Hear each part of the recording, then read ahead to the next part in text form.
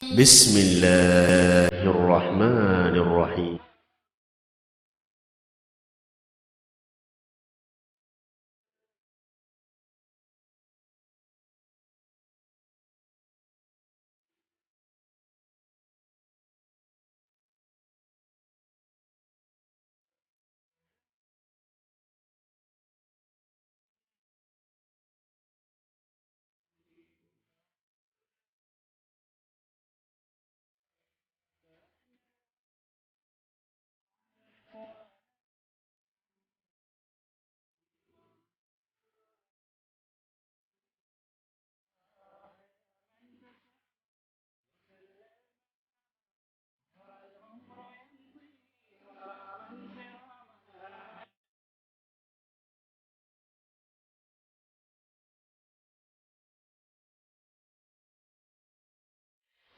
إن الحمد لله نحمده ونستعينه ونستغفره ونعوذ بالله من شرور أنفسنا وسيئات أعمالنا.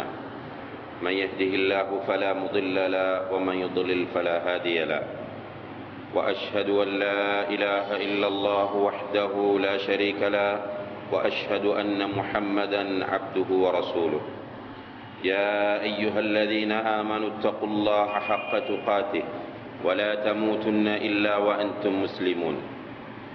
يا أيها الناس اتقوا ربكم الذي خلقكم من نفس واحدة وخلق منها زوجها وبث منهما رجالا كثيرا ونساء واتقوا الله الذي تساءلون به والأرحام إن الله كان عليكم رقيبا. يا أيها الذين آمنوا اتقوا الله وقولوا قولا سديدا يصلح لكم أعمالكم ويغفر لكم ذنوبكم ومن يطع الله ورسوله فقد فاز فوزا عظيما. أما بعد فإن أصدق الحديث كتاب الله وخير الهدي هدي محمد صلى الله عليه وسلم وشر الأمور محدثاتها وكل محدثة بدعة وكل بدعة ضلالة وكل ضلالة في النار. எல்லாம் வல்ல அல்லாஹ் ஜல்ல ஷானஹு வ தஆலாவுடைய கட்டளை ஏற்று ஃபர்த் ஐனாகிய ஜும்ஆ கடமையை நிறைவேற்றுவதற்காக இங்கே வருகை தந்திருக்கின்ற அல்லாஹ்வின் நல்லடியார்களே, அன்பின் இஸ்லாமிய சகோதரர்களே, அல்லாஹு தஆலா நம்மை படைத்தவன், நம்மை அவன் அவதானித்துக் கொண்டிருக்கிறான்.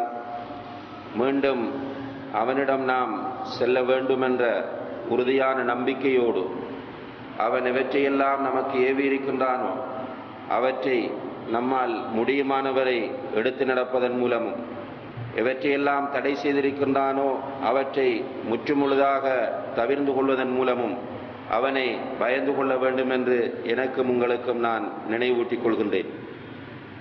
கண்ணியத்திற்குரிய பெரியோர்களே, சகோதரர்களே, அல்லாஹ் ஜல்ல ஷானஹு வ தஆலா இந்த உலகத்தில் நம்மை படைத்து நமக்கு நிறைய நிஅமத்துகளை, அருட்கொடைகளை வழங்கியிருக்கிறார்.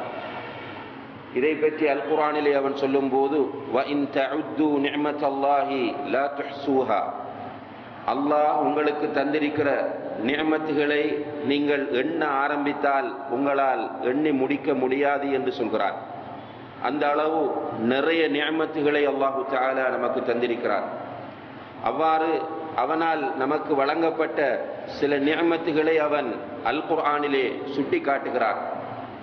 அவ்வாறு சுட்டி காட்டக்கூடிய ஒன்றுதான் அல்லாஹு தஆலா கேட்கிறான், அலம் நஜஅல் லஹு ஐனைன் வ லிசானன் வ ஷஃபத்தைன், அவனுக்கு மனிதனுக்கு நாம் 2 கண்களை கொடுக்கவில்லையா, வ லிசானன் வ ஷஃபத்தைன், அவனுக்கு ஒரு நாவையும் 2 உதடுகளையும் நாம் கொடுக்கவில்லையா என்று அல்லாஹு தஆலா கேட்கிறார். இங்கே கண்கள் மிகப்பெரிய நிஅமத்துகள் என்பதை அல்லாஹு தஆலா சொல்கிறார். அதே போன்று உதடுகளும் நாவும் அல்லாஹ்வினால் தரப்பட்ட மிகப்பெரிய நிஅமத்துகள் என்பதை அல்லாஹு தஆலா சொல்லி காட்டுகிறார். இன்றைய இந்த ஹுத்பா பிரசங்கத்திலே அல்லாஹ்வினால் நமக்கு தரப்பட்டிருக்கிற மிகப்பெரிய ஒரு நிஅமத்தாகிய நாவை பற்றிய சில செய்திகளை உங்களோடு பகிர்ந்து கொள்ளலாம் என்று நினைக்கின்றேன். கண்ணியத்திற்குரிய சகோதரர்களே, அல்லாஹு தஆலா மிக அற்புதமான ஒரு உறுப்பாக இந்த நாக்கை நம்மளை ஏற்படுத்தி இருக்கிறார். மிக சிறிய ஒரு உறுப்பு அற்புதமான பல செயற்பாடுகளை செய்யக்கூடிய ஒரு உறுப்பாக இருந்து கொண்டிருக்கிறது. இந்த நாவை பற்றி மாத்திரம் நாம் சிலையே அல்லாஹுடைய பல வல்லமைகளை புரிந்து கொள்ள முடியுமான அளவு மிகப்பெரிய ஒரு அற்புதமாக குதிரத்தாக இந்த நாவு இருந்து கொண்டிருக்கிறது என்பதை யாராலுமே மறுக்க முடியாது. இந்த நாக்கை நமக்கு தந்த அல்லாஹு தஆலா இந்த நாக்கை நாம் எவ்வாறு பயன்படுத்த வேண்டும் என்பதையும் நமக்கு சொல்லித் தருகிறார். இந்த நாக்கு அல்லாஹுவை திருப்திப்படுத்தக்கூடிய ஒரு உறுப்பாக இருக்க வேண்டும். இந்த நாக்கு அல்லாஹுவை திருப்திப்படுத்தக்கூடிய ஒரு உறுப்பாக இருக்க வேண்டும். இந்த நாவிலிருந்து வரக்கூடிய வார்த்தைகள் அல்லாஹுவை நினைவு கூறக்கூடிய வார்த்தைகளாக, அல்லாஹுடைய தீனை போதிக்கிற வார்த்தைகளாக, அடுத்தவர்களுக்கு நன்மையை எடுத்துச் சொல்லுகிற நாக்குகளாக, தீமைகளை தடுக்கின்ற நாக்குகளாக, அதிகம் அல்லாஹுவை திக்ர் செய்யக்கூடிய நாக்குகளாக நம்முடைய நாவுகள் இருக்க வேண்டும் என்பது இஸ்லாம் நம்மிடம் எதிர்பார்க்கக்கூடிய மிக முக்கியமான ஒன்றாக இருக்கிறது. நபிகள் நாயகம் ஸல்லல்லாஹு அலைஹி வஸல்லம் அவர்களிடம் ஒரு மனிதர் வந்து கேட்கிறார், யா ரசூலல்லாஹ், ஷரீஅத் சட்டங்கள் எல்லாம் என் மீது அதிகரித்தது போன்று இருக்கிறது, எனக்கு ஒரு விஷயத்தை கற்றுத்தாருங்கள், அதை நான் தொடர்ந்து பேணி வர விரும்புகிறேன் என்று சொல்கிறார். ரசூலுல்லாஹி அலைஹி வஸல்லம் அவர்கள் அவருக்கு சொன்ன பதில் என்ன தெரியுமா? லா யஸாலு லிசானுக ரத்பன் பிதிக்ரில்லாஹ், உன்னுடைய நாவு அல்லாஹுவை திக்ர் செய்வதன் மூலம் ஈரமாக இருக்கட்டும் என்றார்கள். உன்னுடைய நாக்கு அல்லாஹுவை திக்ர் செய்வதன் மூலம் ஈரமாக இருந்து கொண்டே இருக்கட்டும் என்றார்கள். இப்போ நம்முடைய நாவினால் நாம் செய்ய வேண்டிய மிக முக்கியமான ஒரு கடமையாக அல்லாஹுவை திக்ர் செய்வது இருந்து கொண்டிருக்கிறது. ரசூல் ஸல்லல்லாஹு அலைஹி வஸல்லம் அவர்கள் சொல்கிறார்கள், மன் கான யுமினு பில்லாஹி வல் யௌமில் ஆகிர் ஃபல்யகுல் கைரன் அவ் லியஸ்முத், உங்களில் யார் அல்லாஹுவையும் மறுமை நாளையும் உண்மையாக விசுவாசித்தவராக இருக்கிறாரோ, உண்மையாக ஈமான் கொண்டவராக இருக்கிறாரோ, அவர் பேசினால் நல்லதை பேசட்டும் அல்லது மௌனமாக இருக்கட்டும் என்றார்கள். நாவினால் நாம் செய்ய வேண்டிய வேலை, பேசினால் நல்லதை பேச வேண்டும், இல்லை என்றால் மௌனமாக இருக்க வேண்டும் என்று நபி ஸல்லல்லாஹு அலைஹி வஸல்லம் அவர்கள் நமக்கு சொல்கிறார்கள். முஆத் ரலியல்லாஹு அன்ஹு அவர்கள் நபி ஸல்லல்லாஹு அலைஹி வஸல்லம் அவர்களிடம் வந்து கேட்கிறார்கள், வ இன்னா லமுஆஹதூன பிமா நதகல்லமு பிஅல்சினதினா, அல்லாஹ்வுடைய தூதரே, நம்முடைய நாக்குகளால் நாம் பேசக்கூடியவற்றுக்காக வேண்டி நாம் குற்றம் பிடிக்கப்படுவோமா என்று கேட்கிறார்கள். நம்முடைய நாவுகளால் நாம் பேசக்கூடியவைகளுக்கு நாம் குற்றம் பிடிக்கப்படுவோமா என்று கேட்டபோது அல்லாஹ்வுடைய தூதர் சொன்னார்கள், சகிலத்க உம்முக யா முஆத், முஆதே, உன்னுடைய தாய் உன்னை இழந்தவளாகட்டும். அதாவது அன்போடு கண்டிப்பது, அன்போடு கண்டித்து விட்டு சொல்லுகிறார்கள், ஃபஹல் யகுப்புன் நாஸ அலா மனாகிரிஹிம் இல்லா ஹஸாயிது அல்சினதிஹிம், மக்களை நரகத்தில் முகம் குப்புற தள்ளுவது அவர்கள் நாவினால் தேடியதை தவிர வேறு என்ன என்று கேட்டார்கள். மக்களை நரகத்திலே கொண்டு போய் தள்ளுவது அவர்கள் தங்களுடைய நாவுகளினால் தேடியதை தவிர வேறு என்ன என்று நபி ஸல்லல்லாஹு அலைஹி வஸல்லம் அவர்கள் முஆத் ரலியல்லாஹு அன்ஹு அவர்களிடம் திரும்ப கேட்கிறார்கள். அதாவது நம்முடைய நாவு என்பது, நம்முடைய மக்கள் சொல்லுவார்கள், முள்ளில்லாத ஒரு உறுப்பு, விரும்பியபடி அதை அசைக்கலாம் என்று. இன்றைக்கு உண்மையிலேயே நம்முடைய நாவை நாம் எப்படி பயன்படுத்துகிறோம் என்பதை பற்றி சிந்தித்து பார்க்கிற போது ஆச்சரியப்பட வேண்டியிருக்கிறது சகோதரர்களே. நம் எல்லோருக்கும் தெரியும் ரசூல் ஸல்லல்லாஹு அலைஹி வஸல்லம் அவர்கள் சொன்னார்கள், கலிமத்தானி خفيفتان على اللسان ثقيلتان في الميزان حبيبتان إلى الرحمن. இரண்டு வார்த்தைகள் இருக்கின்றன. அந்த இரண்டு வார்த்தைகள் நாவுக்கு மிகவும் இலகுவானவை. இரண்டு வார்த்தைகள் இருக்கின்றன, நாவுக்கு மிகவும் இலகுவானவை, ரஹ்மானுக்கு அல்லாஹுக்கு மிகவும் விருப்பமானவை. நாளை மறுமையிலே மீசான் என்ற தராசை கதிக்க செய்யக்கூடியவை. அந்த இரண்டும் என்ன என்று கேட்டால் நம்முடைய உம்மத்தில் எல்லோருக்குமே தெரியும், சுப்ஹானல்லாஹி வ பிஹம்திஹி சுப்ஹானல்லாஹில் அஸீம் என்பது. அதே நேரத்திலே புறம் பேசுவதை பற்றி நபி ஸல்லல்லாஹு அலைஹி வஸல்லம் அவர்கள் சொல்லும் போது பல பயங்கரமான எச்சரிக்கைகளை சொல்லியிருக்கிறார்கள் என்பதும் நம்மில் தெரியாதவர்கள் யாருமே கிடையாது. அல்லாஹு தஆலா புறம் பேசுவதை பற்றி சொல்லும் போது, அய்யுஹிப்பு அஹதுக்கும் அன் யஅகுல லஹ்ம அஹீஹி மைத்தன், உங்களுடைய சகோதரனின் மாமிசத்தை, இறைச்சியை நீங்கள் சாப்பிடுவதற்கு விரும்புவீர்களா என்று அல்லாஹு தஆலா கேட்கிறார். புறம் பேசுவதை பற்றி சொல்லும் போது 2 நபித்தோழர்கள் புறம் பேசி கொண்டு வந்தார்கள். ரசூல் ஸல்லல்லாஹு அலைஹி வஸல்லம் அவர்கள் முன்னால் போய்க் கொண்டிருந்தவர்கள் திடீரென ஓரிடத்திலே நின்றார்கள்.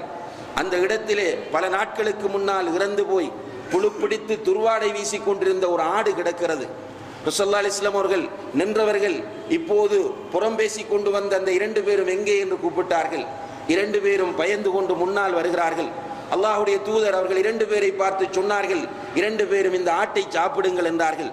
செத்து போய் புழு பிடித்து துர்வாடை வீசி கொண்டிருக்கக்கூடிய இந்த ஆட்டை சாப்பிடுங்கள் என்றதும் அவர்கள் நினைக்கிறார்கள், நமக்கு தானாக செத்தது ஃப்ரெஷ்ஷாக இருந்தால் கூட அனுமதிக்கப்படவில்லை, இதை போய் அல்லாஹ்வுடைய தூதர் சாப்பிட சொல்லுகிறார்களே என்று அல்லாஹ்வுடைய தூதரை ஆச்சரியமாக பார்த்த நேரத்தில் அல்லாஹ்வுடைய தூதர் சொன்னார்கள், நீங்கள் 2 பேரும் செய்து கொண்டு வந்த வேலை இந்த புழுத்த ஆட்டை சாப்பிடுவதை விட கேவலமானது என்றார்கள். இப்படி புறம் பேசுவது ஒரு பயங்கரமான பாவம் என்பது நமக்கு தெரியும். அன்புள்ள சகோதரர்களே, இன்று காலையிலே எழுந்ததிலிருந்து ஜும்மாவுக்கு வரும் வரைக்கும் நம்மை பற்றி நாம் கொஞ்சம் முஹாசபா செய்தால், யாருடனாவது பேசக்கூடிய சந்தர்ப்பம் கிடைத்தவர்கள், சில நேரம் வெள்ளிக்கிழமை தினம் என்பதால் யாருடனும் பேசக்கூடிய சந்தர்ப்பம் கிடைத்திருக்காது, ஆனால் யாருடனாவது பேசக்கூடிய சந்தர்ப்பம் கிடைத்து புறம் பேசாதவர்கள் யாராவது நாம் இருக்கிறோமா என்று கேட்டால் பெரும்பாலும் ஏதோ ஒரு முறையில் பேசியிருப்போம். புறம் பேசுவது என்பது பெரும்பாவம். ஆனால் இன்றைக்கு இந்த ஜும்மாவுடைய நேரம் வரைக்கும் ஏதாவது ஒரு சந்தர்ப்பத்தில் புறம் பேசியிருப்போம். புறம் என்றால் என்ன? திக்ருக அஃபாக பிமா யக்ரஹ், உன்னுடைய சகோதரன் வெறுக்கிறதை அவன் இல்லாத இடத்தில் நீ பேசுவது. உன்னுடைய சகோதரன் கேள்விப்பட்டால் வெறுப்பானே, அப்படியான விஷயத்தை அவன் இல்லாத இடத்தில் நீ பேசுவது புறமாகும் என்று அல்லாஹ்வுடைய தூதர் புறத்துக்கு வரைவிலக்கணம் சொன்னார்கள். ஆனால் நாம் அதை கடமை போன்று செய்திருப்போம். இன்றைய நாள் அல்லாமல் வேறொரு நாளை நீங்கள் எடுத்து பாருங்கள், நேற்றைய தினத்தை எடுத்து பார்த்தால் எத்தனையோ புறம் பேசியிருப்போம். ஆனால் நாவுக்கு இலகுவான அந்த 2 வார்த்தைகளை நம்மில் எத்தனை பேர் என்று சொன்னோம்? நேற்று நம்மில் எத்தனை பேர் இந்த நாவுக்கு இலகுவான சுப்ஹானல்லாஹி வ பிஹம்திஹி சுப்ஹானல்லாஹில் அஸீம் என்பதை சொன்னோம் என்று கேட்டால் பெரும்பாலும் இருக்காது, சொல்லி இருக்க மாட்டோம். எல்லோருக்கும் தெரியும் இது நாவுக்கு இலகுவானது, ரஹ்மானுக்கு விருப்பமானது, மீசான் என்ற தராசை கதிக்க செய்யக்கூடியது என்பது எல்லோருக்கும் தெரியும். ஆனால் இதை செய்யவில்லை, அது பெரும்பாவம் என்று தெரிகிறது, அதை தவிர்க்க முடியாமல் செய்கிறோம். இன்றைக்கு நம்முடைய நாவுகளால் நாம் தேடக்கூடிய இந்த பாவங்களின் பாரதூரத்தையும் அதனுடைய ஆபத்தையும் நாம் புரிந்து கொள்ள கடமைப்பட்டிருக்கிறோம். சகோதரர்களே, நாவை அல்லாஹு தஆலா மிக அற்புதமான உறுப்பாக தந்திருக்கிறான்.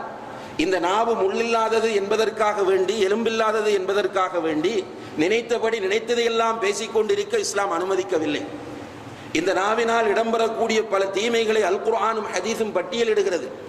அது மட்டுமல்ல, நாவை இவன் பேணுதலாக பயன்படுத்த வேண்டும் என்பதற்காக வேண்டி அல்லாஹு தஆலா சொல்கிறான், மா யல்ஃபிது மின் கௌலின் இல்லா லதைஹி ரகீபுன் அதீத். இவன் பேசக்கூடிய ஒவ்வொரு லஃப்தும், லஃப்து என்று சொன்னால் வேர்ட், ஒவ்வொரு சொல்லும் அவதானிக்கப்பட்டு கொண்டே இருக்கிறது. சில தஃப்சீர் ஆசிரியர்கள் சொல்லும் போது ரகீப் அதீத் என்ற 2 மலக்குகள் என்று சொல்கிறார்கள். ரகீப் அதீத் என்ற 2 மலக்குகள் இருந்து கொண்டு அவனுடைய வாயிலிருந்து வரக்கூடிய ஒவ்வொரு லஃப்தையும் ஒவ்வொரு வேர்டையும் பதிவு செய்து கொண்டிருக்கிறார்கள் என்று அல்லாஹு தஆலா சொல்கிறார். இப்படி அல்லாஹு தஆலா நமக்கு எச்சரிக்கை செய்கிறான். எதற்காக என்று கேட்டால், நம்முடைய நாவை நாம் மிக கவனமாக பயன்படுத்த வேண்டும் என்பதற்காக வேண்டி. ஆனால் இன்றைக்கு மிக கேர்லெஸ்ஸாக, மிக கவனீனமாக பயன்படுத்தப்படக்கூடிய ஒரு உறுப்பு இந்த நாவாகத்தான் இருந்து கொண்டிருக்கிறது என்றால் அது மிகைப்படுத்தப்பட்ட ஒன்றாக இருக்காது என்று நினைக்கிறேன். கண்ணியத்திற்குரிய சகோதரர்களே, நம்முடைய நேரங்கள் சரியான முறையில் திட்டமிடப்படாத காரணத்தினாலும், நேரத்தின் பெருமதிகளை நாம் புரிந்து கொள்ளாத காரணத்தினாலும் நம்முடைய நாவுகளை நாம் வீணாக்கி கொண்டிருக்கிறோம். நம்முடைய நாவுகள் நமக்கு நிறைய நன்மைகளை பெற்றுத்தர வேண்டிய உறுப்பாக இருந்து கொண்டிருக்கிறது. திக்ர் செய்வதன் மூலம் உன்னுடைய நாவு ஈரமாகவே இருக்கட்டும் என்று அல்லாஹ்வுடைய தூதர் சொல்கிறார்கள். திக்ர் செய்வதன் மூலம் என்றால் திக்ர்களிலே மிகப்பெரிய திக்ர் அல் குர்ஆன் ஓதுவது. திக்ர்களிலே மிக உயர்ந்த மிக சிறந்த திக்ர் அல் குர்ஆன் ஓதுவது. ஒரு முஸ்லிமுடைய வீட்டை பொறுத்தவரையில் அவனுடைய வீட்டில் குர்ஆன் ஓதப்பட்டு கொண்டே இருக்கும் என்று குர்ஆன் சொல்லுகிறது. ஒரு முஸ்லிமுடைய வீட்டில் எப்போதும் குர்ஆன் ஓதப்பட்டு கொண்டே இருக்கும். ஒரு நேரம் மனைவி ஓதுவார், ஒரு நேரம் கணவன் ஓதுவார், ஒரு நேரம் பிள்ளை ஓதும், இன்னும் ஒருவர் ஓதுவார். அந்த வீட்டில் குர்ஆன் ஓதப்பட்டு கொண்டே இருக்க வேண்டும். அல்லாஹ் தஆலா குர்ஆனில் சொல்கிறான், வ இன் அஹதும் மினல் முஷ்ரிகீன இஸ்தஜாரக் ஃபஅஜிர்ஹு. ஒரு முஷ்ரிக்கில் ஒருவன் உன்னுடைய வீட்டுக்கு வந்து உன்னிடம் புகலிடம் கேட்டார், ஷெல்டர், உன்னிடம் வந்து பாதுகாப்புக்கு இடம் கேட்டால் ஃபஅஜிர்ஹு, அவனுக்கு நீ புகலிடம் கொடு. முஷ்ரிக்குகளில் இணை வைக்கக்கூடியவர்களில் ஒருவன் வந்து உன்னுடைய வீட்டிலே வந்து என்னை இவர்கள் துரத்தி கொண்டு வருகிறார்கள், ஆபத்தாக இருக்கிறது, மறைந்து கொள்வதற்கு இடம் தாருங்கள் கேட்டால் நீ இடம் கொடு. எதற்காக இடம் கொடுக்க சொல்கிறான் தெரியுமா? ஹத்தா யஸ்மா கலாம் அல்லாஹ், உன்னுடைய வீட்டுக்குள் வந்து அல்லாஹுடைய கலாமை அவன் செவிமடுப்பதற்காக. எப்போது அல்லாஹுடைய கலாமை அவன் செவிமடுக்கலாம்? வந்தவுடன் உட்கார வைத்து அவனை வைத்துக் கொண்டு சூறாவை ஓதச் சொன்னதா? இது குர்ஆனை ஓதச் சொன்னதா? கிடையாது. அவன் வீட்டுக்கு வருவான், அந்த வீட்டிலே குர்ஆன் ஓதப்பட்டு கொண்டிருக்கும். ஆனால் இன்றைக்கு நம்முடைய நிலைமையை யோசித்து பாருங்கள். எத்தனை பேர் குர்ஆன் ஓதுகிறோம்? எத்தனை பேருக்கு குர்ஆன் ஓத தெரியும்? எத்தனை பேர் தஜ்வீத் முறைப்படி குர்ஆன் ஓதுவார்கள்? குர்ஆன் ஓத தெரிந்தவர்கள், தஜ்வீத் முறைப்படி ஓத தெரிந்தவர்கள் நாளாந்தம் ஒரு ஹிஸ்ப் என்கிற அடிப்படையில் அவர்களுடைய வீட்டிலே குர்ஆன் ஓதக்கூடிய நடைமுறை இருக்கிறதா என்று கேட்டால் எதுவும் கிடையாது. வெள்ளிக்கிழமைகளிலே சூரத்துல் கஹஃப் ஓதுவது சம்பந்தமாக சில செய்திகள் வருகின்றன. சில அறிஞர்கள் அதை லைஃப் என்று சொல்கிறார்கள். லைஃப் என்று அறிந்து கொண்டவர்கள் ஓதாமல் இருக்கிறார்கள். சஹீஹ் என்று நினைத்து வைத்திருக்கிறவர்கள் எத்தனை பேர் இன்றைக்கு சூரத்துல் கஹஃப் ஓதினோம்? அது சஹீஹ் என்று லைஃப் என்று தெரியாமல் அது சஹீஹ் தான் என்று அறிந்து வைத்தவர்கள் எத்தனை பேர் இன்றைக்கு சூரத்துல் கஹஃப் ஓதினோம் என்று கேட்டால் நமக்கு குர்ஆன் ஓதுவதற்கு நேரம் இல்லை. எல்லோருமே மிக ஈஸியாக சிம்பிளாக சொல்லக்கூடிய பதில் என்ன? குர்ஆன் ஓதுவதற்கு நேரம் இல்லை. அன்புள்ள சகோதரர்களே, டிவி பார்ப்பதற்கு நேரம் இருக்கிறது, சந்திகளிலே நின்று பேசிக் கொண்டிருப்பதற்கு நேரம் இருக்கிறது, டீ கடைகளிலே உட்கார்ந்து அரட்டை அடிப்பதற்கு நேரம் இருக்கிறது, ஆபீஸுகளிலே வேலை செய்கிற இடங்களிலே உட்கார்ந்து பேசிக் கொண்டிருப்பதற்கு நேரம் இருக்கிறது. அல்லாஹ்வை திக்ர் செய்வதற்கு மாத்திரம் நமக்கு நேரம் இல்லை. இன்னா லில்லாஹி வ இன்னா இலைஹி ராஜிஊன். நாம் என்ன நினைத்துக் கொண்டிருக்கிறோம்? இந்த குர்ஆன் நம்முடைய நாவுகளால் ஓதப்பட வேண்டிய ஒரு அற்புதமான வேத நூலாக இருக்கிறது. அல்லாஹ் சொல்லுகிறான், ஒரே அத்தியாயத்தில் 4 தடவைகள் சொல்கிறான், வலகத் யஸ்ஸர்னல் குர்ஆன லிஸ்ஸிக்ர், குர்ஆனை திக்ர் செய்வதற்கு இலகுவாக ஆக்கி இருக்கிறோம். திக்ர் என்ற அந்த வார்த்தைக்கு பல அர்த்தங்கள் சொல்கிறார்கள். அதிலே ஒன்று ஓதுவதற்கு இலகுவாக்கி இருக்கிறோம். உண்மையிலே அற்புதமான வேத நூல். நாம் பார்க்கிறோம், சில மாற்று மத சகோதரர்கள் அவர்களுடைய வாய்க்கு வாது வராது, ஐன் வராது, சா வராது, ஜா வராது, இப்படியாக இருந்து 40வது வயதில் 50வது வயதில் இஸ்லாத்தை ஏற்றுக்கொள்கிறார்கள். ஏற்றுக்கொண்ட பிறகு உட்கார்ந்து 1 மாதம் 2 மாதம் படிக்கிறார்கள். அல்லாஹ்வுடைய உதவியினால் குர்ஆனை தஜ்வீத் முறைப்படி சரளமாக ஓதுகிறார்கள். இது குர்ஆனுடைய ஒரு முஅஜிசாத்துகளிலே ஒன்று, குர்ஆனுடைய அற்புதங்களிலே ஒன்று. வலகத் யஸ்ஸர்னல் குர்ஆன லிஸ்ஸிக்ர். யாராக இருந்தாலும் இதை திக்ர் செய்வதற்கு பயன்படுத்தினால் அது இலகுவாக இருக்கும். ஆனால் நம்முடைய உள்ளங்கள் மாசடைந்திருப்பதனால், நம்முடைய உள்ளங்கள் நோய்வாய்ப்பட்டிருப்பதனால் ஒரு சினிமாவை பார்ப்பதற்கு 3 மணி நேரம் 4 மணி நேரம் ஒதுக்க நம்மால் முடிகிறது. வீதிகளிலே தொழுதுவிட்டு சந்தியிலே நின்று பல மணி நேரங்கள் பேசிக் கொண்டிருப்பதற்கு நம்மால் முடிகிறது, இன்ட்ரெஸ்டாக இருக்கிறது. ஆனால் அல்லாஹ்வுடைய கலாமை புரட்டினால் தூக்கம் வருகிறது, கொட்டாவி வருகிறது, ஓத முடியாமல் தடுமாறுகிறோம், நேரமில்லை என்ற உணர்வை நம்முடைய உள்ளம் பெறுகிறது என்றால் இது நிச்சயமாக நம்முடைய உள்ளத்தின் நிலையை அப்பட்டமாக எடுத்து காட்டக்கூடிய ஒன்றாக இருக்கிறது. அல்லாஹ்வுடைய கலாமாகிய திக்ர் நம்முடைய நாவுகளிலே எப்போதும் இருக்க வேண்டும். இருக்கிறதா என்றால் இல்லை. லா யஸாலு லிசானுக ரத்பன் பிதிக்ரில்லாஹ். அல்லாஹ்வை திக்ர் செய்வதன் மூலம் உன்னுடைய ஈரமாக இருக்கட்டும் என்று அல்லாஹ்வுடைய தூதர் சொல்கிறார்கள். ஈரமாக இருந்து கொண்டே இருக்கட்டும் என்கிறார்கள். ஆனால் நம்முடைய நாவு என்ன செய்து கொண்டிருக்கிறது? சிந்தித்து பாருங்கள். அல்லாஹ்வின் மீது பொய் சொல்லுகிறோம், அல்லாஹ்வுடைய தூதரின் மீது பொய் சொல்லுகிறோம். மிக பெரும் பாவங்கள். வமன் அத்லமு மிம்மன் கதப அலல்லாஹ். அல்லாஹ்வின் மீது பொய் சொல்லுகிறவனை விட மிகப்பெரிய அநியாயக்காரன் வேறு யார் இருக்கிறான் என்று அல்லாஹ் கேட்கிறான். அல்லாஹ்வின் மீது பொய் சொல்லுகிறவனை விட மிகப்பெரிய அநியாயக்காரன் யார் இருக்கிறான் என்று அல்லாஹ் குர்ஆனில் கேட்கிறான். உங்களுக்கு ஆச்சரியமாக இருக்கும், அல்லாஹ்வின் மீது நாங்கள் பொய் சொல்வதா? குர்ஆன் ஹதீஸ் இஸ்லாம் என்று இருக்கிறோம், அல்லாஹ்வின் மீது நாங்கள் பொய் சொன்னது கிடையாது என்று சொல்கிறோம். அல்லாஹ் என்ன சொல்கிறான் தெரியுமா? ولا تقولوا لما تصف ألسنتكم الكذب هذا حلال وهذا حرام. உங்களுடைய வாய்க்கு வந்தபடி இது ஹலால் இது ஹராம் என்று சொல்லாதீர்கள். لتفتروا على الله الكذب. அப்படி உங்களுடைய வாய்க்கு வந்தபடி ஹலால் ஹராம் என்று சொன்னால் அல்லாஹ்வின் மீது நீங்கள் பொய்யை இட்டு கட்டுகிறீர்கள். அல்லாஹு அக்பர். இன்றைக்கு மார்க்க சட்டங்கள் பேசுகிறோமே சகோதரர்களே, ஹலால் ஹராம் பேசுகிறோமே, தெளிவான ஆதாரங்களை அறிந்து குர்ஆனிலிருந்தும் ஹதீஸிலிருந்தும் அறிந்து உலமாக்களிடத்திலே அதற்குரிய விளக்கங்களை தெளிவாக பெற்றுக்கொண்டுதான் ஹலால் ஹராம் சொல்கிறோமா? கேள்விப்படுகிறோம், ஏதோ ஒரு சீடியிலே கேட்ட நினைவிருக்கிறது, ஒரு புத்தகத்திலே பார்த்த ஞாபகம் இருக்கிறது, உடனே நண்பர்களோடு விவாதிக்கிற போது ஹலால் ஹராம் சொல்லுகிறோமா இல்லையா? நிச்சயமாக இது ஹலால் என்பதும் நமக்கு தெரியாது, நிச்சயமாக ஹராம் என்பதும் தெரியாது. அந்த இடத்திலே தன்னை ஒரு தாயியாக காட்டிக்கொள்கிற காரணத்தினால், அந்த இடத்திலே தன்னை ஒரு இஸ்லாமிய பிரச்சாரகராக காட்டுகிற காரணத்தினால், அல்லது அந்த இடத்திலே தனக்கு எல்லாம் தெரிந்தவன் என்று காட்டுகிற காரணத்தினால், சில வேளைகளில் எதிர்த்தரப்பு வாதியை வாயடைக்க வைக்க வேண்டும் என்கிற காரணத்தினால் நம்முடைய வாய்க்கு வந்தபடி ஹலால் ஹராம் சொல்கிறோமே. அல்லாஹ்வை பற்றி அச்சம் இருந்தால், அல்லாஹ்வின் மீது இட்டு கட்டுவது மிகப்பெரிய அநியாயம், மிகப்பெரிய கொடுமை என்பது தெரிந்திருந்தால் ஹலால் ஹராம் சொல்லக்கூடிய அந்த துணிச்சல் நம்மிடத்திலே வருமா என்று கேட்டால் நிச்சயமாக வராது. இமாம் மாலிக் ரஹிமஹுல்லாஹ் இமாமுல் மதீனா, இமாமு தாரில் ஹிஜ்ரா என்ற சிறப்பு பெயர்களை கொண்டவர்கள், ஹிஜ்ரி 2ஆம் நூற்றாண்டைச் சேர்ந்தவர்கள். முவத்தா மாலிக் என்ற ஹதீஸ் தொகுப்பை இந்த உலகத்திற்கு வழங்கிய மாமேதை இந்த இமாம் மாலிக் ரஹ்மத்துல்லாஹி அவர்கள் தீனுடைய பிரச்சாரத்தை செய்கிறார்கள், குர்ஆனை ஹதீஸை கற்றுக் கொடுக்கிறார்கள் என்கிற செய்தி உலகம் முழுக்க பரவுகிறது. இந்த செய்தியை கேள்விப்பட்ட ஈராக்கிலே உள்ள சில இளைஞர்கள் ஒன்று சேர்ந்து, இப்படி மதீனாவிலே மிகப்பெரிய ஒரு இமாம் இருக்கிறாராம், அவரிடம் செல்லுவோம், அவரிடம் போய் நம்முடைய சந்தேகங்களுக்கு விளக்கம் பெற்றுக் கொண்டு வருவோம் என்று சந்தேகங்களை தொகுத்து கொண்டு மதீனாவுக்கு வருகிறார்கள். பிளைட் கிடையாது, கார் கிடையாது, ஒட்டகத்தில் அல்லது குதிரையிலே கழுதையிலே ஏறி வந்திருப்பார்கள். பகதாதிலிருந்து ஈராக்கிலிருந்து மதீனாவுக்கு வருகிறார்கள். வந்தால் இமாம் அவர்களை சூழ மக்கள் மஸ்ஜிது நபவியிலே அமர்ந்திருக்கிறார்கள். விசாரிக்கிறார்கள். இவர்தான் இமாம் என்று தெரிந்ததும் வந்த இளைஞர்கள் தங்களை அறிமுகப்படுத்துகிறார்கள். அறிமுகப்படுத்திவிட்டு எங்களிடம் சில கேள்விகள் இருக்கின்றன, அந்த கேள்விகளை கேட்பதற்காக வந்திருக்கிறோம் என்று சொன்னபோது இமாம் அவர்கள் சொல்கிறார்கள், தாராளமாக கேளுங்கள் என்று. வந்தவர்கள் கேள்வி கேட்கிறார்கள். அன்புள்ள சகோதரர்களை கவனிக்க வேண்டும். இமாம் மாலிக் என்பவர் இந்த நாம் பெயர் குறிப்பிடுகிற 4 இமாம்களில் 2வது இமாம். ரசூல் ஸல்லல்லாஹு அலைஹி வஸல்லம் அவர்கள் வஃபாத்தாகி சுமார் 100 ஆண்டுகளுக்கு உள் பிறந்தவர். அந்த இமாம் அவரிடத்திலே வந்து கேள்வி கேட்கும் போது அவர் கேட்கப்பட்ட கேள்விகளில் 3இல் 1 பகுதிக்குத்தான் பதில் சொன்னார்கள். 3இல் 1 பகுதிக்குத்தான் பதில் சொன்னார்கள். 3இல் 2 பகுதிக்கு லா அதிரி, எனக்கு இதற்கு பதில் தெரியாது என்றார்கள். இளைஞர்களுடைய இயல்பு என்ன?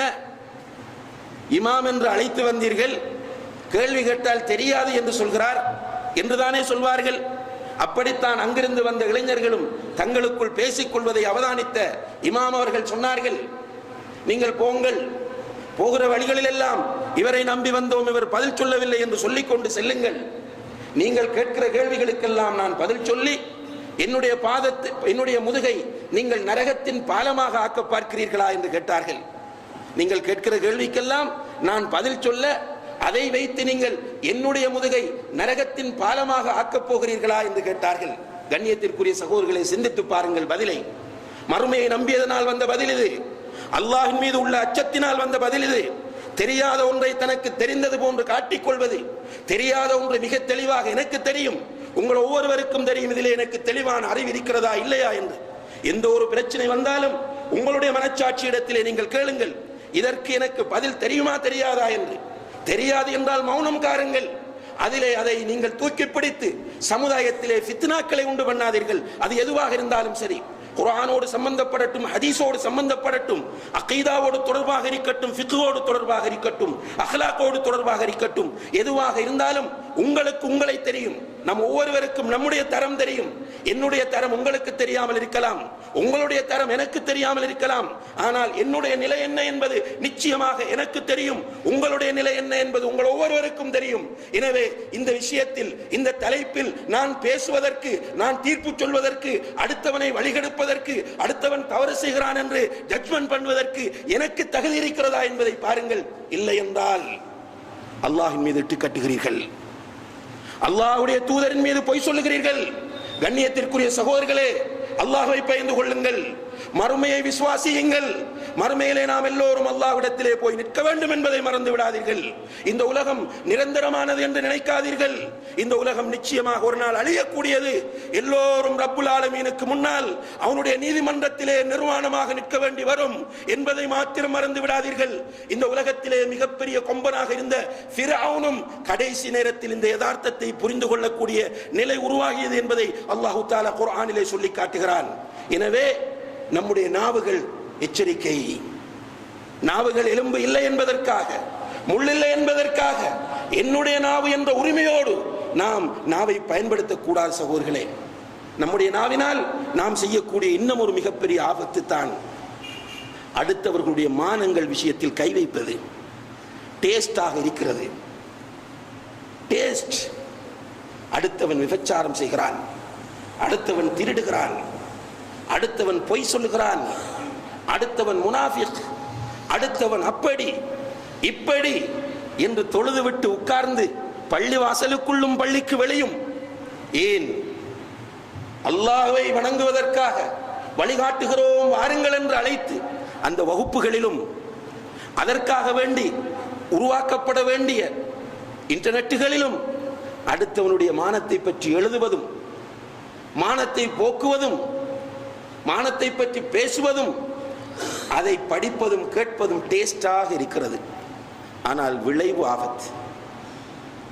ரசூல் ஸல்லல்லாஹு அலைஹி வஸல்லம் அவர்கள் இந்த மானங்களை பற்றி சொல்லும் போது சொன்னார்கள், அரஃபா மைதானத்தில் நின்று கொண்டு சொல்கிறார்கள், அவர்களுடைய முதலாவது ஹஜ், இறுதி ஹஜ். ஆயிரக்கணக்கான சஹாபாக்கள் வந்திருக்கிறார்கள். அவர்களை வைத்துக் கொண்டு சொன்னார்கள், இன்ன அம்வாலக்கும் وأعراضكم ودماءكم حرام عليكم كحرمة يومكم هذا وشهركم هذا ومكانكم هذا. உங்களுடைய மானங்கள், உங்களுடைய இரத்தங்கள், உங்களுடைய பொருளாதாரம், இந்த இடம், இந்த நாள், இந்த மாதம் எப்படி புனிதமோ அப்படி புனிதமானது. எனவே இவற்றை பாதுகாக்க வேண்டிய பொறுப்பு உங்களுக்கு இருக்கிறது. இதை பாதுகாக்க வேண்டிய பொறுப்பு உங்களுக்கு இருக்கிறது. உங்களுடைய மானம் போக்கப்படும் போது நீங்கள் பார்த்து கொண்டிருக்க கூடாது. உன்னுடைய மானத்தை ஒருவன் போக்குகிறான் என்றால் அதை நீ பார்த்து கொண்டிருக்க கூடாது. அதற்காக நீ போராடு. மன் குத்தில தூன இர்திஹி ஃபஹுவ ஷஹீத். யார் தன்னுடைய மானத்தை பாதுகாப்பதற்காக போராடி கொல்லப்படுகிறானோ அவன் ஷஹீத் என்று ரசூல் ஸல்லல்லாஹு அலைஹி வஸல்லம் அவர்கள் சாட்சி பகர்கிறார்கள். மானம் அவ்வளவு புனிதமானது.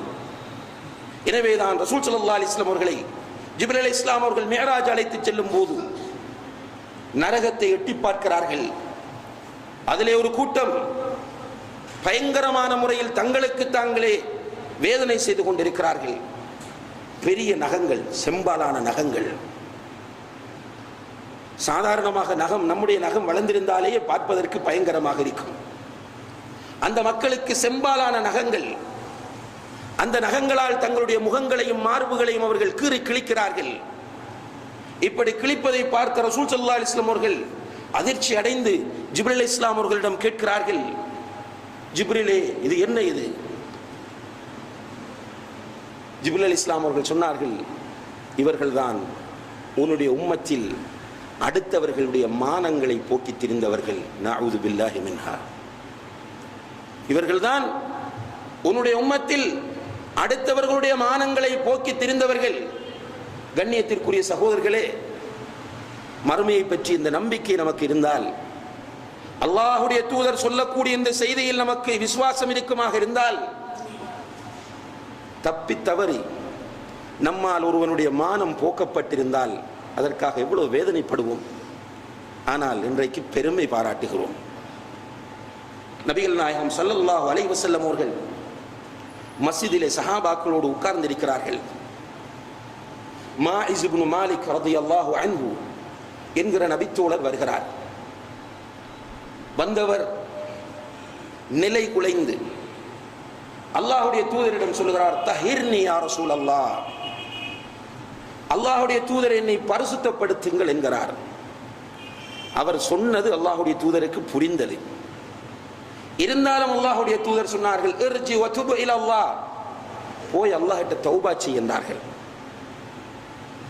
அந்த மனிதர் போகிறார். கொஞ்ச தூரம் போய் திரும்ப வேகமாக வருகிறார்.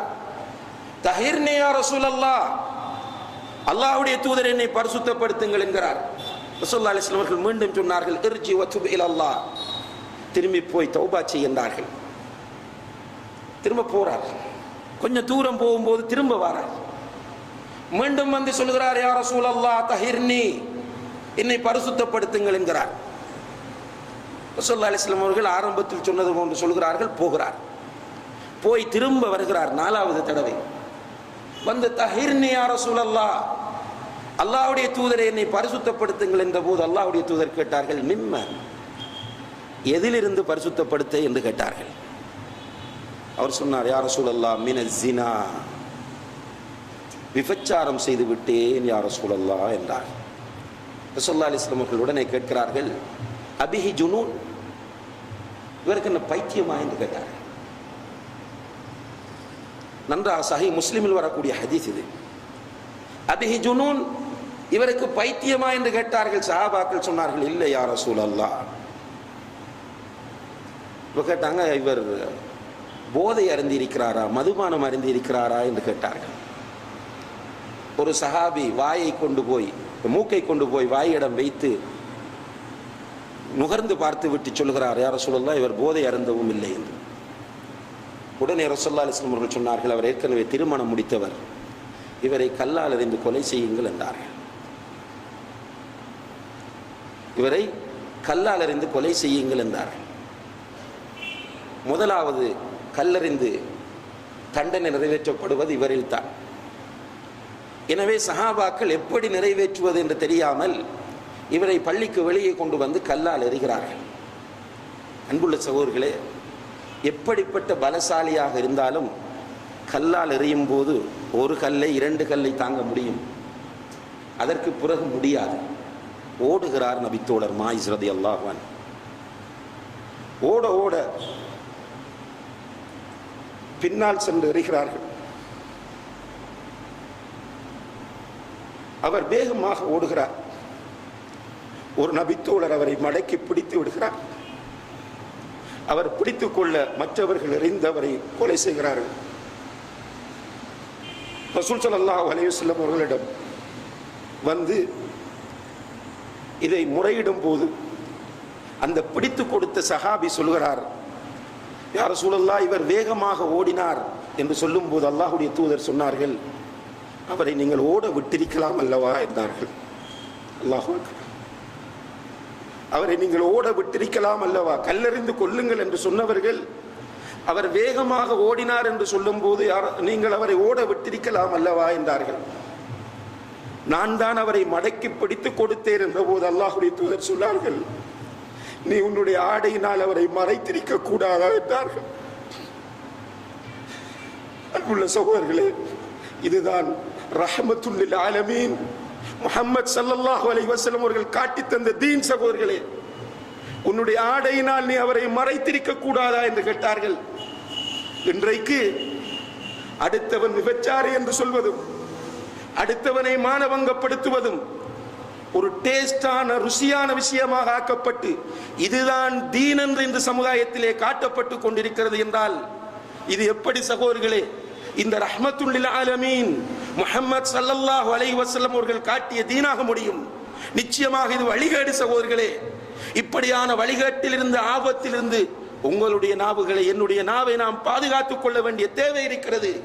ஷைத்தான் நம்மோடு விளையாடுகிறான். குறிப்பாக கண்ணியத்திற்குரிய சகோதரர்களே, நபிகள் நாயகம் ஸல்லல்லாஹு அலைஹி வஸல்லம் அவர்கள் தௌஹீதை மிக தெளிவாக அந்த சஹாபாக்களுக்கு போதிக்கிறார்கள். தூய்மையான கொள்கையை அந்த சஹாபாக்களுக்கு சொல்லிக் கொடுக்கிறார்கள். கொள்கையிலே இஸ்திகாமத்துள்ள மக்களாக அவர்களை மாற்றுகிறார்கள். மாற்றிவிட்டுத்தான் அவர்கள் ஹஜ்ஜுக்கு செல்கிறார்கள். அவர்களுடைய பணி முடிகிறது. அவர்களுக்கு கொடுக்கப்பட்ட தூதுத்துவம் நிறைவேற்றப்படுகிறது. அந்த பணி முடிகிற தருவாயில் தான் அல்லாஹு தஆலா அவர்களை ஹஜ்ஜுக்கு அனுப்புகிறார். ஹஜ்ஜுக்கு வந்து அல்லாஹ்வுடைய தூதர் ஸல்லல்லாஹு அலைஹி வஸல்லம் அவர்கள் மக்காவிலும் மினாவிலும் முஸ்தலிஃபாவிலும் அரஃபாத்திலும் என்று பல முக்கியமான உபதேசங்களை சொல்கிறார்கள். அதிலே அரஃபாவிலே வைத்து அவர்கள் சொன்னார்கள் சஹாபாக்களை பார்த்து, இன்ன ஷைத்தான கத் யஇஸ அன் யஅபுதஹுல் முஸல்லூன ஃபீ ஜஸீரத்தில் அரப், அரேபிய தீபகற்பத்தில் உங்களை ஷைத்தான், அதாவது தொழுகையாளிகளை வழிகெடுக்கலாம் என்கிற விஷயத்தில் நம்பிக்கை இழந்து விட்டான். நீங்கள் தௌஹீத்வாதிகள், கொள்கையை தெளிவாக புரிந்து கொண்டவர்கள், இனி உங்களிடம் ஷிர்க்கை கொண்டு வர முடியாது என்பதை அவன் புரிந்து கொண்டான். உங்களை கொள்கையிலே மாற்ற முடியாது என்பதை புரிந்து கொண்டான். அதிலே அவன் நம்பிக்கை இழந்து விட்டான். வலாக்கின் பித்தஹ்ரீஷி பைனக்கும், உங்கள் மத்தியிலே குழப்பத்தை ஏற்படுத்தி சண்டையை ஏற்படுத்தி உங்களை வழிகெடுக்கலாம் என்பதில் அவன் தெளிவாக இருக்கிறான் என்றார்கள். அதே போன்று சொன்னார்கள், லா தர்ஜிஉ பஅதி குஃபாரன் யத்ரிபு பஅதுக்கும் ரிகாப பஅத், எனக்கு பிறகு நீங்கள் ஒருவருடைய கழுத்தை வெட்டி காபிர்களாக மாறிவிடாதீர்கள் என்றார்கள். அல்லாஹ்வுடைய தூதர் நமக்கு எச்சரிக்கை செய்தது நம்முடைய இந்த சமுதாயத்திலே இன்று நடந்து கொண்டிருக்கிறது. கொள்கைகள் முரண்படலாம், கருத்து வேறுபாடுகள் ஏற்படலாம், என்னுடைய கருத்து தான் சரி என்பதை நிரூபிக்கலாம். இது சுன்னத்துல்லாஹி ஃபில் கவுன், அல்லாஹ்வுடைய சுன்னத் இது இந்த பிரபஞ்சத்திலே. ஆனால் இன்றைக்கு என்ன செய்கிறோம்? என்னுடைய கருத்து பிழை, நான் சொல்லக்கூடிய கொள்கை பிழை என்பதை சொல்வதை விட்டுவிட்டு என்னை பற்றி பேசுகிற நிலையை பார்க்கிறீர்கள். என்னுடைய குறைகளை தேடி துருவுகிற நிலையை பார்க்கிறீர்கள். சுன்னாவை நிலைநாட்டுகிறோம் என்கிற பேரில் இது நடக்கிறது. ரசூல் ஸல்லல்லாஹு அலைஹி வஸல்லம் அவர்கள் சொன்னார்கள், உங்களுடைய சகோதரனின் குறையை மறையுங்கள், உங்களுடைய சகோதரனின் குறையை நீங்கள் மறையுங்கள். சுன்னா, விரலாட்டுங்கள், பெருநாள் கொண்டாடுங்கள், பிறை பாருங்கள் என்று சொன்னதற்காக வேண்டி எல்லாம் செய்கிறோமே. அதே ரசூல் தான் சொல்கிறார், உன்னுடைய சகோதரனின் குறையை நீ மறைப்பாயாக. ஏன்? பிறை பார்ப்பது சுன்னாவாக தெரிகிற நமக்கு. கண்ணியத்திற்குரிய சகோதரர்களே, நிதானமாக அல்லாஹ்வுக்கு பயந்து யோசியுங்கள். பிறை பார்ப்பது சுன்னாவாக தெரிகிற நமக்கு உன்னுடைய சகோதரனின் குறையை மறை என்று சொன்ன இந்த ஹதீஸ் சுன்னாவாக தெரியவில்லை. அது மாத்திரம் சுன்னா, இது சுன்னா இல்லை என்று சொல்ல போகிறோமா? அது மாத்திரம் ஹதீஸ், இது ஹதீஸ் இல்லை என்று சொல்ல போகிறோமா? இது அதை விட பலமான ஹதீஸ். விரலாட்டுங்கள் என்று சொன்ன ஹதீஸை விட பலமான ஹதீஸ் குறைகளை மறையுங்கள் என்பது. அது மட்டுமல்ல, பித்அத்துக்கள் செய்யாதீர்கள் என்பதற்காக வேண்டி நாம் பித்அத்துக்கள் உள்ள பள்ளிகளுக்கு கூட செல்லாமல் இருக்கிறோம். அந்த இமாமங்களை சில நேரங்களில் ஒதுக்குகிறோம். ஏன்? அல்லாஹ்வுடைய தூதர் பித்அத் செய்யாதீர்கள் என்று சொன்னார்கள் என்பதற்காக. ஏன் பித்அத் செய்யாதீர்கள் என்றால், குல்ல பித்அத்தின் தலாலா, எல்லா பித்அத்துக்களும் வழிகேடு, வழிகேடுகள் எல்லாம் உன்னை நரகத்திற்கே கொண்டு போய் சேர்க்கும் என்று சொன்னார்கள் என்று சொல்கிறோம். ரசூல் ஸல்லல்லாஹு அலைஹி வஸல்லம் அவர்கள் சொல்கிறார்கள், லா தத்தபிஉ அன் அவ்ரத, அதாவது உன்னுடைய சகோதர முஸ்லிமின் குறையை நீ தேடாதே, உன்னுடைய சகோதர முஸ்லிமின் குறையை நீ தேடி திரியாதே, பித்அத் செய்யாதே என்று சொன்ன அதே நாவினால் தான் இதையும் சொன்னார்கள். உன்னுடைய சகோதர முஸ்லிமின் குறையை நீ தேடாதே. வமன் ததப்பஅ அவ்ரத அஹீஹி ததப்பஅ அல்லாஹு அவ்ரதஹு, யார் ஒருவர் ஒரு முஸ்லிமின் குறையை தேட ஆரம்பிக்கிறாரோ, யார் ஒருவர் ஒரு முஸ்லிமின் குறையை தேட ஆரம்பிக்கிறாரோ அவருடைய குறையை அல்லாஹ் தேட ஆரம்பிப்பான். ஹத்தா யுஃதிஹஹு ஃபீ உக்ரிதாரிஹி, அவருடைய உள் வீட்டில் வைத்து அவரை இழிவுபடுத்துகிறவரை, அவரை அவமானப்படுத்துகிறவரை அல்லாஹ் தேட ஆரம்பிப்பான். இதுவும் ஹதீஸ் தானே? இது ஹதீஸ் இல்லையா? இது ஹதீஸ் இல்லை என்று மறுக்க முடியுமா? நிச்சயமாக முடியாது. மிக சஹீஹான ஹதீஸ். அன்புள்ள சகோதரர்களே, இவைகளை எல்லாம் ஷைத்தான் நம்முடைய கண்களுக்கு மறைக்கிறான். நம்மை கொள்கை புரிந்து கொண்டோம், தர்காவுக்கு போக மாட்டோம், உயிர் போனாலும் அல்லாஹுக்கு இணை வைக்க மாட்டோம், தெளிவான ஷிர்க்குகளை செய்ய மாட்டோம். இது ஷைத்தானுக்கு தெரியும். எனவே இவ்வாறான ஹதீஸ்களை நம்முடைய கண்களுக்கு மறைத்து நம்முடைய நாவுகளால் மிக பெரும் பாவங்களை செய்து நரகத்திற்கு நம்மை அழைத்து செல்வதற்கு ஷைத்தான் முயற்சி செய்து கொண்டிருக்கிறான். எனவே அன்புள்ள சகோதரர்களே, அல்லாஹ்வின் நல்லடியார்களே, நாவு சின்ன ஒரு உறுப்பு, மிக சிறிய ஒரு உறுப்பு. ஆனால் அல்லாஹ்வுடைய குத்ரத் வெளிப்படுகிற ஒரு உறுப்பு. இந்த நாவின் மூலம் மனிதன் சொர்க்கம் செல்வான் அல்லது நரகம் செல்வான். அதிகமாக மக்கள் நரகத்தில் போடப்படுவது இந்த நாவினால் என்று நபி ஸல்லல்லாஹு அலைஹி வஸல்லம் அவர்கள் சொல்கிறார்கள். எனவே நம் ஒவ்வொருவருக்கும் ஆசையும் கவலையும் இருக்க வேண்டும். என்னை பற்றிய கவலையை விடுங்கள், நீங்கள் உங்களை பற்றி யோசியுங்கள். ஒவ்வொருவரும் அடுத்தவரை பற்றி யோசிக்காமல் தங்களை பற்றி கவலைப்படுங்கள். நாம் எல்லோருக்கும் மௌத் இருக்கிறது, எந்த நேரமும் மௌத் வரலாம். கபருடைய வாழ்க்கையை ஈமான் கொண்டவர்கள் நாம். மறுமையிலே எழுப்பப்படுவோம் என்பதை ஈமான் கொண்டவர்கள் நாம். அல்லாஹுக்கு முன்னால் நிறுத்தப்படுவோம் என்பதை நம்பியவர்கள் நாம். எனவே நம்முடைய கபருடைய வாழ்க்கை ஒளிமயமாக இருக்க வேண்டும். மஹ்ஷரிலே அல்லாஹுடைய நிழலை, அர்ஷின் கீழ் நிழலை பெற வேண்டும். சிராத் என்ற அந்த பாலத்தை கடக்க வேண்டும். இதை உறுதியாக நாம் எல்லோரும் நம்பி அதற்கு ஏற்ற முறையில் நம்முடைய நாவுகளையும் நம்முடைய ஏனைய உறுப்புகளையும் நாம் பயன்படுத்தி வெற்றியடைய எல்லாம் வல்ல அல்லாஹு தஆலா எனக்கும் உங்களுக்கும் நம்முடைய சமுதாயத்தில் உள்ள அனைவருக்கும் தௌஃபீக் செய்வானாக. வ ஆகிரு தஅவானா அனில் ஹம்துலில்லாஹி ரப்பில் ஆலமீன். அல்ஹம்துலில்லாஹி ரப்பில் ஆலமீன் வல் ஆகிபத்து லில் முத்தகீன் வலா உத்வான இல்லா அலல் ஸாலிமீன் வஸ்ஸலாத்து வஸ்ஸலாமு அலா அஷ்ரஃபில் அன்பியாஇ வல் முர்ஸலீன் வ அலா ஆலிஹி வ அஸ்ஹாபிஹி அஜ்மஈன். அம்மா பஅத். கண்ணியத்திற்குரிய பெரியோர்களே, சகோதரர்களே, நபிகள் நாயகம் ஸல்லல்லாஹு அலைஹி வஸல்லம் அவர்கள் தன்னுடைய தோழர்களை உட்கார வைத்து ஃபித்னாக்களை பற்றி அடிக்கடி எச்சரிக்கை செய்வார்கள். ஃபித்னா ஆபத்தானது. இப்படி அவர்கள் ஃபித்னாவை எச்சரிக்கை செய்து கொண்டிருக்கும் போது சஹாபாக்கள் கேட்கிறார்கள், மன் நஜாத்து யா ரசூலல்லாஹ், வெற்றி என்ன, எதிலே வெற்றி இருக்கிறது என்று கேட்கிறார்கள். ரசூலுல்லாஹி அலைஹி வஸல்லம் அவர்கள் சொன்னார்கள், அம்சிக் அலைக லிசானக் வப்கி அலா ஹதீஅதிக் வல் யஸஅக பைத்துக். உன்னுடைய நாவை பேணிக்கொள்.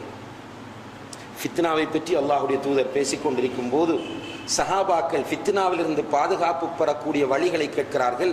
அல்லாஹுடைய தூதர் சொல்கிறார்கள், உன்னுடைய நாவை பேணிக்கொள், உன்னுடைய தவறுக்காக நீ அழு. வப்கி அலா ஹதீஅதிக், உன்னுடைய பாவத்திற்காக, உன்னுடைய தவறுக்காக அழு. வல் யஸஅக பைத்துக், உன்னுடைய வீடு உனக்கு விரிவானதாக மாறட்டும் என்றார்கள். திருமதியில் இந்த ஹதீஸ் வருகிறது. அன்புள்ள சகோதரர்களை, ஃபித்னாவுடைய காலத்திலே வாழ்ந்து கொண்டிருக்கிறோம். ஃபித்னாக்களிலும் மிகப்பெரிய ஃபித்னா மார்க்கத்தின் பெயரால் உண்டாகிற ஃபித்னா. அதிலும் குறிப்பாக இன்றைக்கு நான் பார்க்கிற மிகப்பெரிய ஃபித்னா என்னவென்றால், எனக்கு என்னை பற்றி கவலை இல்லை, உங்கள் ஒவ்வொருவருக்கும் உங்களை பற்றி கவலை இல்லை. எனக்கு உங்களை பற்றி கவலை, உங்களுக்கு அடுத்தவரை பற்றி கவலை. இதுதான் ஆகப்பெரிய ஃபித்னா. சுவர்க்கத்தை கொண்டு நன்மாராயம் கூறப்பட்ட நபித்தோழர்கள் அவர்களை பற்றி கவலைப்பட்டார்கள். அபூபக்கர் சித்தீக் ரலியல்லாஹு அன்ஹு இந்த உம்மத்திலே நபிகள் நாயகம் ஸல்லல்லாஹு அலைஹி வஸல்லம் அவர்களுக்கு அடுத்தவர். அவரை பற்றி கவலைப்பட்டார். சுவர்க்கத்தை மலக்குகளால் குளிப்பாட்டப்பட்டவர் என்ற சிறப்பை பெற்ற ஹந்தலா ரலியல்லாஹு அன்ஹு தன்னை பற்றி கவலைப்பட்டு ஒரு சந்தர்ப்பத்தில் அபூபக்கர் ரலியல்லாஹு அன்ஹு அவர்களிடம் நாஃபக ஹந்தலா முனாஃபிக்காகி விட்டேன் என்று அவருக்கு அவர் தீர்ப்பு சொல்கிறார். அப்துர் ரஹ்மான் இப்னு அவுஃப் ரலியல்லாஹு அன்ஹு வீட்டிலே வேலைக்காரன் சாப்பாட்டை கொண்டு வந்து வைத்த நேரத்தில் தேம்பி தேம்பி அழுதார். மறுமை இன்பம் எனக்கு இல்லாமல் போய்விடுமோ என்று அதற்கு கவலைப்பட்டார். ஹலாலான ஒன்று, அனுமதிக்கப்பட்ட ஒன்றை செய்யும் போது அதற்காக அவர், எனக்கு காலடியில் சாப்பாடு வருகிறது, எனவே எனக்கு சுவர்க்கத்தில் சாப்பாடு கிடைக்காமல் போய்விடுமோ என்று அதை நினைத்து அழுதார். இது எல்லாவற்றையும் விட மேலாக அல்லாஹுடைய தூதர் சொல்கிறார்கள், உமர் ஒரு வழியால் சென்றால் அந்த பக்கம் ஷைத்தான் வரவே மாட்டான் என்றார்கள். உமர், அபூபக்கர், உஸ்மான் ரலியல்லாஹு அன்ஹும் மூன்று பேரும் அல்லாஹுடைய தூதரோடு உஹது மலையிலே நிற்கிறார்கள். அந்த நேரத்தில் உஹது மலை ஆடியது. அல்லாஹுடைய தூதர் தன்னுடைய பாதத்தினால் மலைக்கு உதைத்து சொன்னார்கள், உஸ்புத் யா உஹத், உஹதே அமைதி அடை, ஆடாதே. ஃபஇன்ன அலைக நபியுன் வசித்தீகுன் வஷஹீதான், உன் மீது ஒரு நபியும் ஒரு சித்தீக்கும் 2 ஷஹீதுகளும் இருக்கிறார்கள் என்றார்கள். சுவர்க்கத்தை கொண்டு நன்மாராயம் கூறப்பட்ட 10 பேரில் ஒருவராக நாம் உமர் ரலியல்லாஹு அன்ஹு அவர்களை குறிப்பிடுகிறோம். இந்த உமர் பின் அல்-கத்தாப் ரலியல்லாஹு அன்ஹு ரசூல் ஸல்லல்லாஹு அலைஹி வஸல்லம் அவர்கள் வஃபாத்தானதும் நபிகள் நாயகத்தின் ரகசிய தோழர் ஹுதைஃபா ரலியல்லாஹு அன்ஹு அவர்களுடைய வீட்டுக்கு செல்கிறார். வீட்டுக்கு சென்று, ஹுதைஃபாவே, ஒரு உதவி கேட்டு வந்திருக்கிறேன், செய்ய முடியுமா என்று கேட்கிறார். ஹுதைஃபா சொல்கிறார்கள், உங்களுக்கு இல்லாத உதவியா, கேளுங்கள் என்று. உமர் ரலியல்லாஹு அன்ஹு அவர்கள் சொன்னார்கள், ஹுதைஃபாவே, உன்னிடத்தில் நபி ஸல்லல்லாஹு அலைஹி வஸல்லம் அவர்கள் முனாஃபிக்குகளுடைய பெயரையெல்லாம் தந்திருப்பதாக கேள்விப்படுகிறேன். அந்த பட்டியலை, அந்த லிஸ்டை கொஞ்சம் காட்டு என்றார்கள். அன்புள்ள சகோதரர்களே, யார் யார் முனாஃபிக் என்று பார்த்து நோட்டீஸ் அடிப்பதற்காகவா, காபாவிலே தொங்க விடுவதற்காகவா, மதீனாவிலே டிக்ளேர் பண்ணுவதற்காகவா என்றால் இல்லை. ஹுதைஃபா ரலியல்லாஹு அன்ஹு அவர்கள் சொன்னார்கள், உமரே, அல்லாஹ்வுடைய தூதர் அமானிதமாக தந்ததை நான் எப்படி காட்ட முடியும் என்று கேட்கிறார். நீங்கள் என்ன சொன்னாலும் என்ன கேட்டாலும் இந்த அமானிதத்தை என்னால் மீற முடியாது என்றார்கள். உமர் ரலியல்லாஹு அன்ஹு அவரிடம் கெஞ்சுகிறார், அப்படியாக இருந்தால், ஹுதைஃபாவே, அப்படியாக இருந்தால் அந்த லிஸ்டில், அந்த பட்டியலில் என்னுடைய பெயரும் இருக்கிறதா என்று பார்த்து சொல்லுங்கள் என்றார். அல்லாஹு அக்பர். இப்படி ஒரு நிலை, ஒரு சின்ன சந்தர்ப்பம் நமக்கு வந்திருக்கிறதா என்று கேட்டால், கண்ணியத்திற்குரிய சகோதரர்களே, நம்முடைய நிலை என்ன என்று கொஞ்சம் முன்சஃபிலே தொழுதால் நான் சுவர்க்கவாசி, எல்லோரும் மற்றவன் எல்லாம் நரகவாசி. நான் ஒரு ஹராமிலிருந்து விடுபட்டால் நான் மாத்திரம்தான் சுவர்க்கவாசி, மற்றவர்கள் எல்லோரும் நரகவாசிகள். நான் கொஞ்சம் சுண்ணாக்களை ஹயாத்தாக்க ஆரம்பித்து விட்டால் மற்றவன் எல்லாம் வழிகேடன். இப்படித்தானே நம்முடைய நிலை இருக்கிறது. நம்மை நினைத்து நாம் அழுதிருக்கிறோமா? நான் தொழுகையிலே பலவீனமாக இருக்கிறேன், நான் என்னுடைய மனைவியுடைய விஷயத்திலே பலவீனமாக இருக்கிறேன், என்னுடைய பெற்றோருடைய விஷயத்திலே நான் பாவம் செய்கிறேன், என்னுடைய அண்டை வீட்டார் விஷயத்தில் நான் இப்படி நடக்கிறேன், சுன்னத்தான வணக்கங்களை என்னுடைய வாழ்க்கையில் எடுத்து நடக்க முடியாமல் இருக்கிறது, இதுவரை ஒரு சுன்னத்தான நோன்பும் நான் நோற்றதில்லை, நஃபிலான வணக்கங்களை நான் தொழ முடியாமல் இருக்கிறேன், தஹஜ்ஜத் தொழுகையிலே அவர்களுடைய விழாக்கள் புரளும் என்று அல்லாஹ் சொல்லுகிறான், எனக்கு தஹஜ்ஜத் தொழுகைக்கு எழுந்த அனுபவமே கிடையாது என்றெல்லாம் என்னை நான் நினைத்து கவலைப்பட்டு அழுது அல்லாஹ்விடத்தில் முறையிட்ட நிலைகள் இருக்கிறதா என்று நாம் ஒவ்வொருவரும் கேட்டு பார்த்தால் நம்முடைய நிலைமைகள் புரியும். சகோதரர்களே, கொத்துபாவுக்கு போனால் அங்குள்ளவர்கள் வருவார்கள், இளைஞர்கள் பெரியவர்கள் வருவார்கள், வந்து சொல்லுவார்கள், மௌலவி ஷேக், எங்களுடைய ஊரில் இப்படியெல்லாம் செய்கிறார்கள், இதை பற்றி பேசுங்கள். யாரும் வந்து என்னுடைய நிலைமை இப்படி இருக்கிறது, குர்ஆன் வசனம் ஓதப்பட்டால் எனக்கு அழுகை வருவதில்லை, மக்பராவுக்கு மையவாடிக்கு சென்று வருகிறேன், எந்த பயமும் இல்லை, அல்லாஹ் என்றால் நடுக்கம் வருவதில்லை, குர்ஆன் வசனங்கள் ஓதி காண்பிக்கப்பட்டால் ஈமான் வருவதில்லை, பெருமை வருகிறது, பொறாமை வருகிறது, வட்டியிலிருந்து விடுபட முடியாமல் தடுமாறுகிறேன், எனக்கு ஏதாவது நசீஹத் செய்யுங்கள், எனக்கு உபதேசம் செய்யுங்கள் என்று கேட்கிறவர்களை மிக மிக மிக அரிதாகவே காண முடிகிறது. மற்றவன் மற்றவன் மற்றவன் அடுத்தவன் என்று அவனை ஏசுவதும் இவனை திட்டுவதும் அவனை நரகத்திற்கு அனுப்புவதும் அவனுக்கு தீர்ப்பு வழங்குவதும் என்பதே நம்முடைய நிலையாக இருக்கிறது. நபி ஸல்லல்லாஹு அலைஹி வஸல்லம் அவர்கள் சொல்கிறார்கள், ஃபித்னாவுடைய காலத்தில் வபுகி அலா ஹதீஅதிக், உன்னுடைய தவறுக்காக அழு. மூன்றாவது சொன்னார்கள், வல்யஸஅக பைதுக், ஃபித்னாவுடைய காலத்தில் சந்திகளில் கூடி நின்று பேசுகிறவர்களோடு சேராதே, டீ கடையில் உட்கார்ந்து பேசுகிறவரோடு உட்காராதே, பள்ளிவாசலுக்குள் உட்கார்ந்து அவனையும் இவனையும் பற்றி பேசுகிறவனை கண்டால் அஸ்ஸலாமு அலைக்கும் என்று எழுந்து சென்று விடு, வீட்டுக்குள்ள போ, உன்னுடைய வீடு உனக்கு விசாலமாகட்டும், கூடுதலாக வீட்டில் இருந்து கொள் என்று அல்லாஹ்வுடைய தூதர் சொல்கிறார்கள். அப்படியான ஒரு காலத்தில் இருக்கிறோம் சகோதரர்களே. எனவே குர்ஆன் ஹதீஸ் என்று ஏமாறாமல் குர்ஆன் ஹதீஸை பூரணமாக நாம் புரிந்து கொண்டு நம்மை நரகத்திலிருந்து நாம் பாதுகாப்பதற்கு ஒவ்வொருவரும் முயற்சிய வேண்டும். எல்லாம் வல்ல அல்லாஹு தஆலா அதற்கு நம் அனைவருக்கும் தௌஃபீக் செய்வானாக. வ ஆகிரு தஅவானா அனில் ஹம்துலில்லாஹி ரப்பில் ஆலமீன்.